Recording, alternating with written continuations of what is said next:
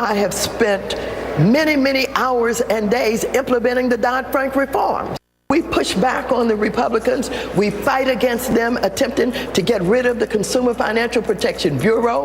As my role as the ranking member of the Financial Services Committee, as a strong Democrat who is responsible for carrying out the values that we have, protecting the American people, and making sure that we have an economy that works for everybody.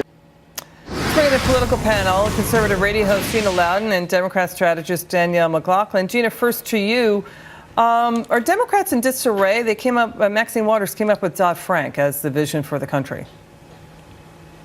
It's hilarious. You know, I find myself, more than anything, giving Democrats advice these days on how to win again, because they've completely lost track of who they ever were and who they are. And in the state they're in now, Liz, I don't see how they can ever win again, because winning requires identifying an enemy, and they refuse to look into the mirror to figure out who that enemy really is. Yeah, to Gina's point, Danielle, I mean, this is not your parents' Democrat Party. You look at the Democrat platforms in every election since the 50s, they're about jobs, about economic growth, about reducing the size of government, the IRS, reducing the size of that. And it flipped in 2008. I mean, Maxine Waters here sounded almost as rattled as Debbie Wasserman Schultz trying to define socialism, but she couldn't, to Chris Matthews.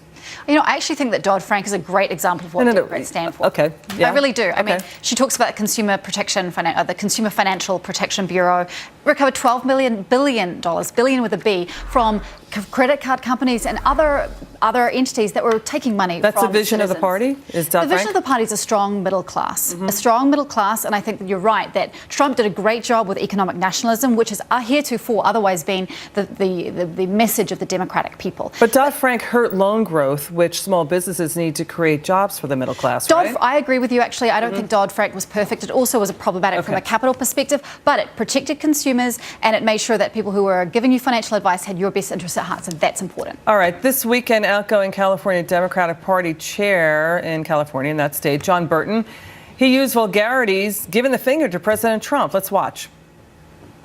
Now, all together,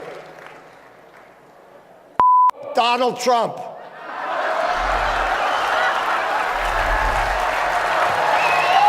All right, we see increasing use of vulgarities by the Democrats. Is that the best they can do, Gina? What do you think?